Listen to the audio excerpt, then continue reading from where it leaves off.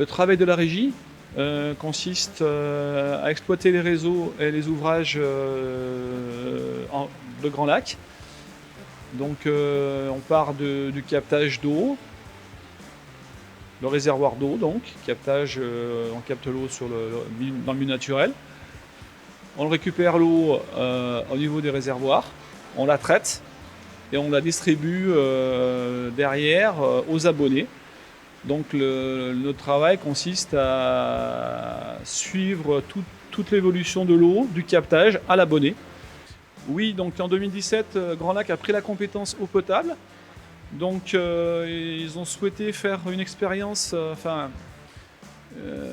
pouvoir faire une comparaison entre des communes gérées en direct, en régie. Donc c'était plutôt des communes du sud, du Pied-du-Var et le sud. Faire aussi un pendant avec l'Assor, des sociétés privées qui gèrent la partie Aix-les-Bains, Chautagne et Albanais. Donc on verra, et ça c'est parti pour 4 ans. Donc on verra en 2022 si les choses changent suite à la fin de ces contrats avec SOR notamment.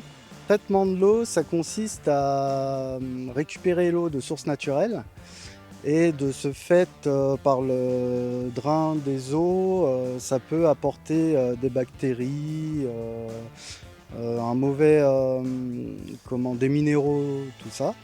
Donc du coup, nous, le traitement de l'eau, ça consiste à rendre l'eau potable aux gens via des traitements, par des traitements chlore, des traitements UV. Ce qui permet aux gens d'avoir une eau potable et de ne pas être malade à chaque fois qu'ils tirent de l'eau du robinet. Voilà. Donc du coup, on fait ces traitements, on fait des contrôles de traitement 2 fois par semaine, généralement en début de semaine et en fin de semaine.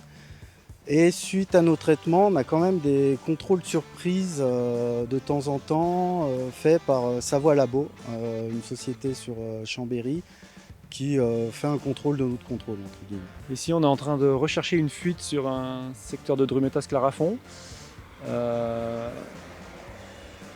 avec une fuite avérée au compteur de sectorisation. Mais maintenant, il s'agit pour nous de préciser l'endroit où creuser.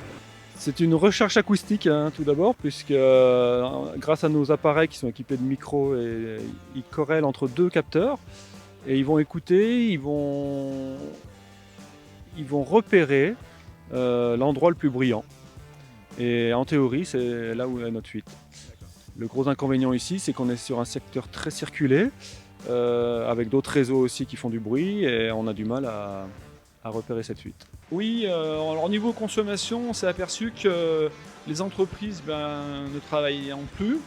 Elles sont des fois grosses consommatrices d'eau, notamment je pense au Technolac, à Bourget-du-Lac. Donc on a fortement diminué les volumes sur Technolac. Et par contre, on voit que les gens ils sont confinés, donc ils consomment plus d'eau chez eux.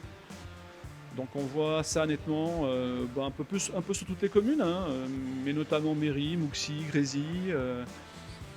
Donc voilà, mais en règle générale, on a quand même une